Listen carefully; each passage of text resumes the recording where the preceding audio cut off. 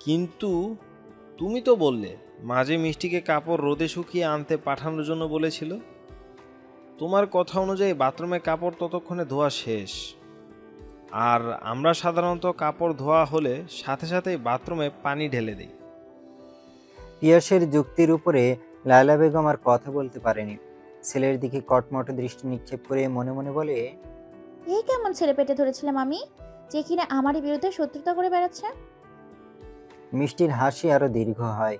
সে কটাক্ষ করে বলে, ঘুমন্ত ব্যক্তিকে জাগ্রত করা যায়, কিন্তু কোনো জাগ্রত ব্যক্তিকে জাগ্রত করা কারোর পক্ষে সম্ভব হয় না। আপনার থেকে দুর্বল কেউ আপনাকে ধাক্কা দিয়ে বড় জোরের জায়গা থেকে নড়াতে পারবে, কিন্তু আপনাকে ফেলে দিতে পারবে না যদি আপনি ইচ্ছাকৃতভাবে না পড়েন। এতক্ষণ অন্তিক চুপ ছিল। মিষ্টির বুদ্ধিমত্তা দেখে মুগ্ধ সে। তার স্ত্রী নিজেকে নির্দোষ সাব্যস্ত করেছে তার বুদ্ধিতে। অন্তিক মুখ খুলে সে লায়লা বেগমের উদ্দেশ্যে বলে, এই বাড়ি তোমার স্বামীর সাথে আমার বাবারও। তোমার যেমন এই বাড়িতে বউয়ের অধিকার দেওয়া হয়েছে, আমার স্ত্রীও তেমন অধিকার প্রাপ্য। এই বাড়ি থেকে রুনা চলে গেছে, কিন্তু মিষ্টি যাবে না। জীবনের শেষ নিঃশ্বাস পর্যন্ত এই বাড়িতে বউ হয়ে থাকবে। আজই শেষবারের মতো বলে দিলাম, আমার এবং আমার স্ত্রীর উপরে তোমার খারাপ নজর যেন না পড়ে, নয়তো আমার ক্ষমতা দেখিয়ে দিব। অন্তিক কথা বলে থামেনি। মিষ্টির হাত ধরে বসার ঘর থেকে বের হয়ে যায়। পিয়াস মায়ের দিকে ফিরে থুতু ফেলে বলে, তোমাকে মা ডাকতেও আমার খারাপ লাগছে। তোমার জন্য আমি এই বাড়িতে ফিরে আসি না। পিয়াসও প্রস্থান নেয়। নাজিমুদ্দিন ফিরোজের উদ্দেশ্যে বলে ওঠেন, তোমার বউকে সাবধান করে দাও। রুনার সাথে যে অন্যায় হয়েছে সেই অন্যায় নাতবউয়ের সাথে হতে দেব না। নাজিমুদ্দিন প্রস্থান নিতেই ফিরোজ উঠে দাঁড়ায়। স্বামীকে এগিয়ে আসতে দেখে লায়লা বেগম ভীত পায়ে পিছিয়ে যেতে থাকে। তার সাথে কলিও ভয়ে মায়ের আড়ালে গিয়ে পিছাতে থাকে। ফিরোজের চক্ষুদয়ে লালচে হয়ে আসে। নিজের সমস্ত শক্তি দিয়ে লায়লা বেগমের গালে থাপ্পড় দিয়ে বসে। এরপর লায়লা বেগমের হাত ধরে টেনে হিঁচড়ে নিজের ঘরের দিকে এগোতে থাকে।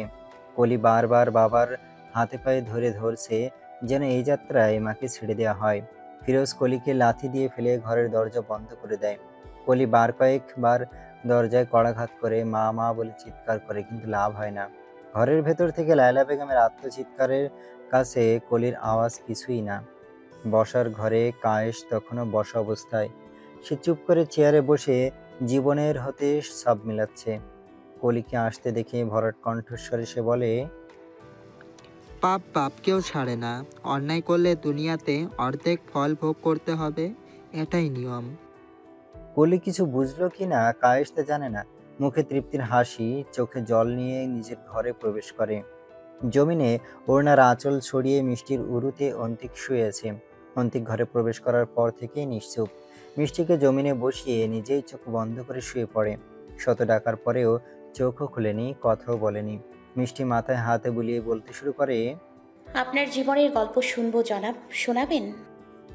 অন্তিক উপুড় হয়ে শুয়ে দুই হাতে মিষ্টির পেটে মুখ গুজে দিয়ে অস্পষ্ট স্বরে বলে, কতটুকু শুনবে?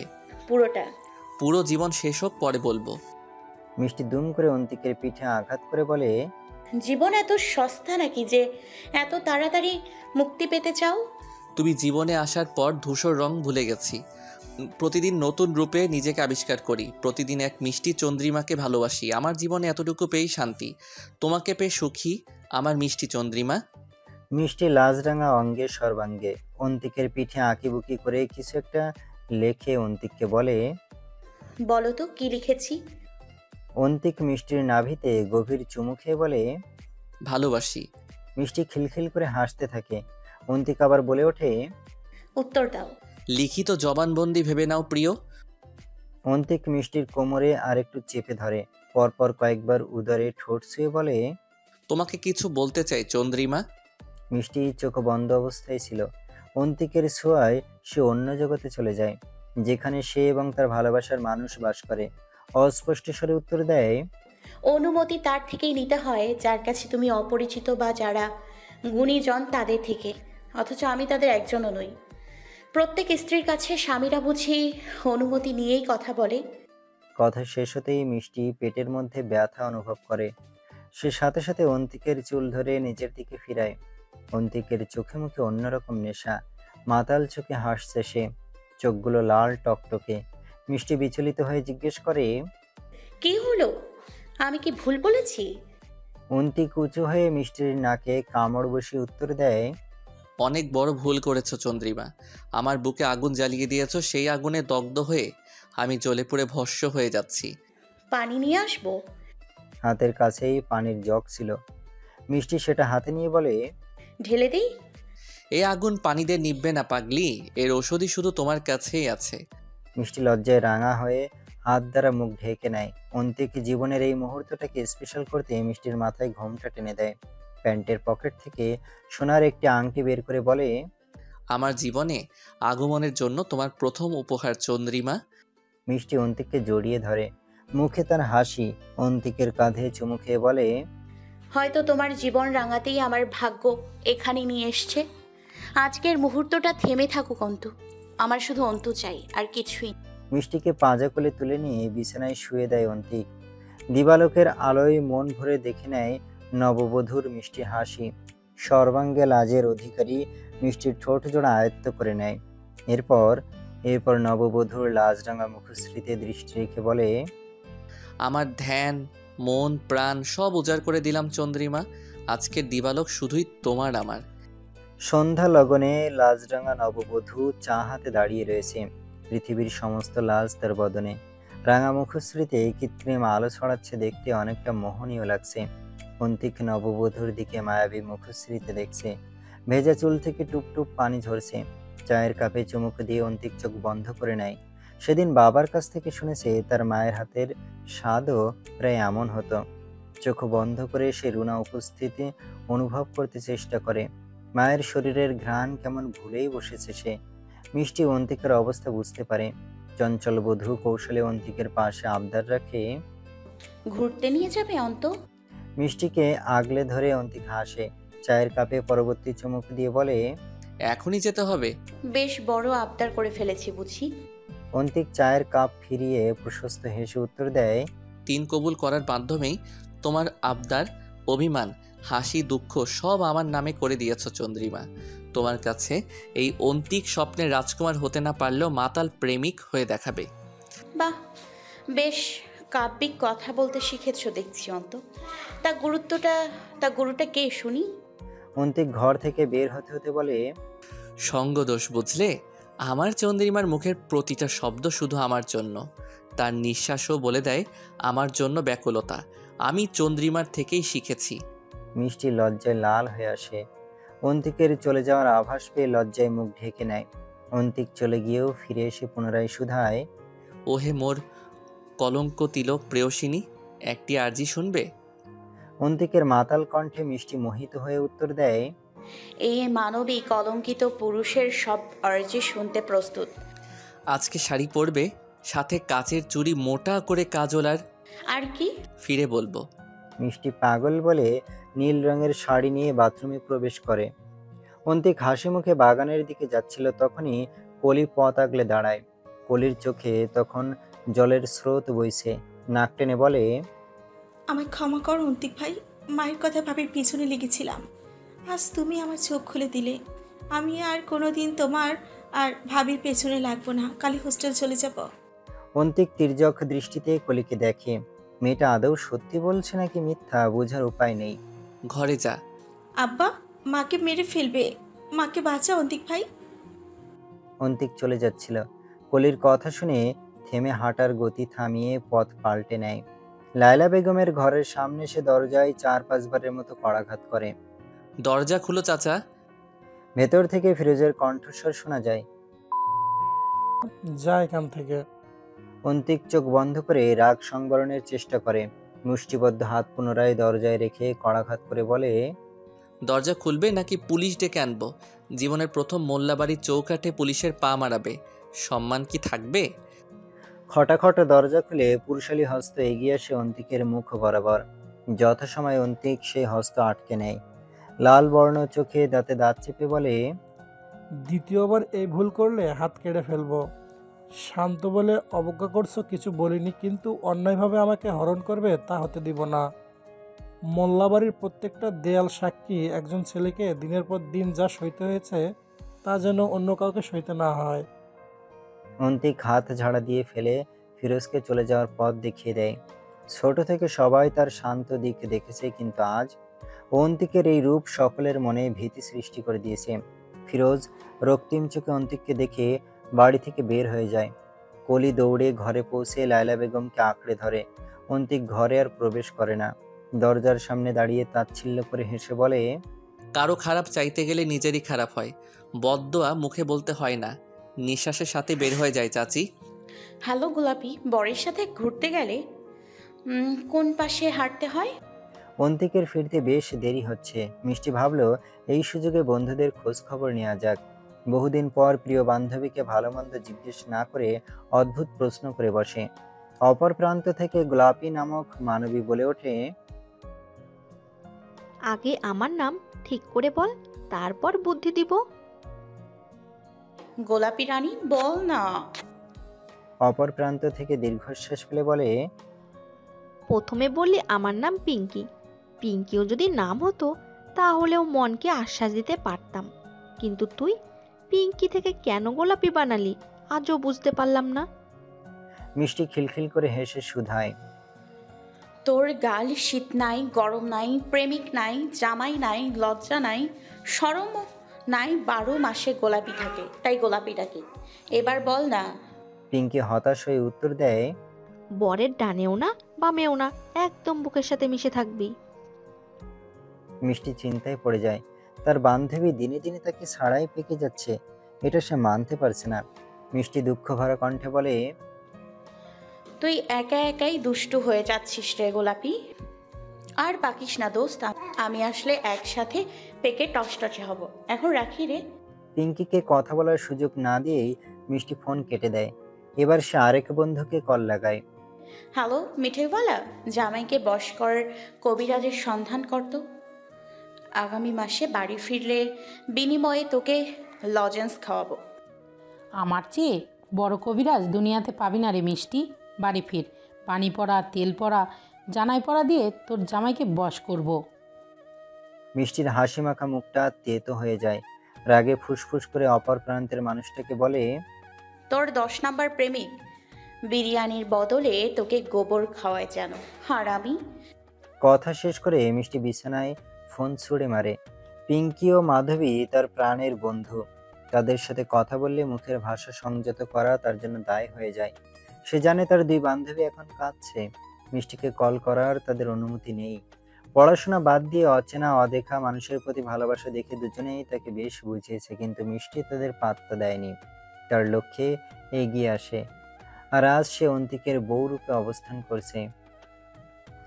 ঘরে ফিরে অন্তিকের অশান্ত মনে শীতল হাওয়া ছুঁয়ে যায়। অন্তিকের বর্ণনানুযায়ী মিষ্টি সেজেছে। নীল শাড়ির সাথে কাজল, কালো চোখ, দুই হাতে শোভা পাচ্ছে রেশমি নীল চুড়ি, মাথার অবাধ্য কেশ বহুল এলোমেলো হয়ে আছে। অন্তিক এগিয়ে সে মিষ্টির কোমর চেপে ধরে। মিষ্টি অন্তিকের আগমন ঠাহর করতে পারেনি। খানিকটা চমকে তাকাতেই অন্তিক মিষ্টির অধর যুগল আয়ত্ত করে নেয়। দীর্ঘ সময় রসালো ঠোঁটের স্বাদ পরখ করে বলে ওঠে, বলেছিলাম না ফিরে এসে কিছু বলবো। কৃত্রিম সাজসজ্জায় নয়, তোমার ঠোঁট রঙিন করতে আমার স্পর্শই যথেষ্ট। দেখো, শুষ্ক ঠোঁটজোড়া গোলাপি হয়ে আছে, তার সাথে লজ্জায় রাঙা হওয়া গাল দুটো গোলাপি হয়ে আছে। তোমার এরূপ সৌন্দর্যের কাছে কৃত্রিম সাজসজ্জা ফিকে চন্দ্রিমা। মিষ্টি হতভম্ব হয়ে আছে। অন্তিকের রোমান্টিকের চক্করে তার মাথা দুলছে। সে অন্তিকের বুকে কয়েকটা ঘা বসিয়ে বলে, বাইরে বের হতে হবে না অন্ত, এখানেই থেকে যাই। মন্দ বলনি। আচ্ছা, ভিটামিন এ কি ছেলেরাই আদায় করে নেয় নাকি তোমার মতো মেয়েরাও আদায় করে? মিষ্টি হতবাক। মনে মনে আফসোস করে তার পুরনো অন্তুর জন্য। ভদ্র অন্তুকে অভদ্র বানিয়ে সে খুব ভুল করেছে, যার মাসুল সে প্রতিদিনই দিচ্ছে। সময় বাধাবন্ধহীন। মিষ্টির আগমনের আজ 4 মাস পার হয়েছে। কলি বাঁশের ফলির ছায়া সেদিনের পরেই সরে গেছে। হোস্টেলে চলে যাওয়ার পর লায়লা বেগম আরো পাগলাটে হয়ে গেছে। দিনরাত মিষ্টিকে অপদস্থ করার প্রচেষ্টা থাকে। মিষ্টি খুবই বুদ্ধিমত্তার সাথে লায়লা বেগমের সব পরিকল্পনা থেকে মুক্ত হয়ে নাকের ডগায় তেল লাগিয়ে চলে ফেরে। বাদ জুম্মায় মিষ্টি রান্না করেছিল। আজ খাবার তৈরি হতে দেরি হয়ে গেছে। ইদানিং তার শরীর বেশ খারাপ লাগে। অল্পতেই হাঁপিয়ে ওঠে, মেজাজ খিটখিটে থাকে। লায়লা বেগম লাগতে আসলে মুখে যা আসে তাই বলে বকতে থাকে। আজকেও তার মন মেজাজ খারাপ। বাসায় কেউ নেই, তার উপর কাজ এখনো বাকি। এমন সময় মোল্লাবাড়ির কলিং বেল বেজে ওঠে। একবার নয়, দুইবার নয়, একসাথে বেজেই চলেছে তো বেজেই চলছে। মিষ্টির মেজাজ আরো খারাপ হয়ে যায়। সে ধুমধাম পা ফেলে দরজা খুলে দেয়। বাইরে অন্তিক দাঁড়িয়ে আছে, পরিধানে সাদা পায়জামা, পাঞ্জাবি ও মাথায় সাদা টুপি। অন্তিকের পাশে একজন মহিলা দাঁড়িয়ে আছে। মহিলাটির কোলে ফুটফুটে একটি কন্যা সন্তান, বয়স 3-4 বছর হবে। মিষ্টি একবার অন্তিক তো একবার বাচ্চা সহ মহিলার দিকে তাকিয়ে বলে, আমি কি তবে তোমার দ্বিতীয় ছিলাম? মিষ্টি কথাটা বলে স্থির থাকতে পারেনি, সঙ্গে সঙ্গে জ্ঞান হারিয়ে জমিনে লুটিয়ে পড়ে। সময় যেন থমকে আছে। ধোঁকা শব্দটার সাথে পরিচয় না হলে মানব জাতিকে কষ্ট পেতে হতো না। জ্ঞানহীন মিষ্টির সাথে কি ঘটতে চলেছে সেই বিষয়ে সজলেই অজ্ঞাত। পানির সিটে পড়ায় মিষ্টির জ্ঞান ফিরে আসে। প্রথমেই তার চোখ যায় অন্তিকের দিকে। বারান্দায় অন্তিক বাচ্চাটাকে কাঁধে নিয়ে দোল খাওয়াচ্ছে। বাচ্চাটা অন্তিকের কাঁধে শুয়ে ঘুমাচ্ছে। কি সুন্দর দেখাচ্ছে দুজনকে। মুখে পানির সিটে অনুভব করায় মিষ্টি সেদিকে তাকায়। হাস্যোজ্জ্বল মুখশ্রী নিয়ে সেই মেয়েটি তাকিয়ে আছে। মিষ্টিকে ধরে ওঠায় সে। পিঠের কাছটায় বালিশ চেপে বলে, তুমিই বুঝি মিষ্টি? হ্যাঁ, আপনি কে? দুর্বল সুরে মিষ্টির উত্তর শুনে মেয়েটি মুচকি হেসে বলে, আমার নাম আফিয়া, পিয়াসের একমাত্র ডাক্তার বউ। পিয়াস অর্থাৎ লায়লা বেগমের সন্তান। মিষ্টি মনের ভেতরে কুমনোভাব আনায় অনুতপ্ত হয়। সে নিজের মাথায় গাঁটটি মেরে বলে, দিনে দিন অকাল মন্দ হয়ে যাচ্ছিস নাকি মিষ্টি? যাচাই বাছাই না করে ভোলা ভালা স্বামীকে সন্দেহ করছিস। অন্তিক জানতে পারলে প্রথমে তোর ঠোঁটের উপর নির্যাতন করবে, তারপর অন্য স্থানে। ভাবনায় মশগুল মিষ্টির স্তম্ভিত ফিরে আফিয়ার ডাকে। শরীর কি বেশি খারাপ লাগছে? মিষ্টি মাথা দুলিয়ে হ্যাঁ বোঝায়। সত্যি তার শরীর খারাপ লাগছে। আফিয়া অন্তিককে ডেকে তার উদ্দেশ্যে বলে, ওকে নিয়ে কাল আমার চেম্বারে আসবে। এসেছিলাম দেবরের মিষ্টি বউকে দেখতে, কিন্তু মেয়ে তো আমাকে দেখেই চিৎপটাং। মিষ্টি ভীষণ লজ্জা পায়। আফিয়ার হাতে হাত রেখে বলে, লজ্জার দিও না ভাবি, অমন সুন্দরী ভাবিকে দেখলে কি আর হুঁশ থাকে? আমি না হয় বেহুশ হয়ে ভাবিকে মোল্লাবাড়িতে আমন্ত্রণ জানালাম। অন্তিক মিষ্টির দিকে তাকায়। সত্যি মেয়েটার মুখ মলিন দেখাচ্ছে। চোখের নিচে কালি পড়েছে, দুর্বলতায় নুয়ে পড়েছে। অফিসের চাপের কারণে ইদানিং সে মিষ্টিকে তেমন সময় দিতে পারে না। আফিয়ার কথার প্রত্যুত্তর দেয়, বেশি সমস্যা মনে হচ্ছে কি ভাবি? তেমন কিছু নয়, তবে আমি যা সন্দেহ করেছি সেটা হলে ভালোই হবে। অন্তিক চিন্তায় পড়ে যায়। মিষ্টি মিটি মিটি হাসে। পাকা মেয়েটাও কিছু একটা বুঝতে পারছে। আজ চলি মিষ্টি রানী, কাল চলে যেও। পিয়াস ভাই বিয়ে করেছে এবং তাদের একজন কন্যা সন্তানও আছে। বিষয়টি মাথায় আসায় মিষ্টি নড়ে চড়ে বসে। বাচ্চাটাকে দেখে মনে হচ্ছে বয়স 2 থেকে 3 বছর হবে। তার মানে পিয়াস ভাইয়া বিয়ে করেছে 4 বছর হবেই। এতদিন সে বিয়ের সম্পর্কে গোপন করেছে। এ বাড়িতে পিয়াসকে দেখার পর মিষ্টির পিয়াসের সাথে মেলামেশা অন্তিকের পছন্দ হয়নি। তার মানে সেও কি জানতো না?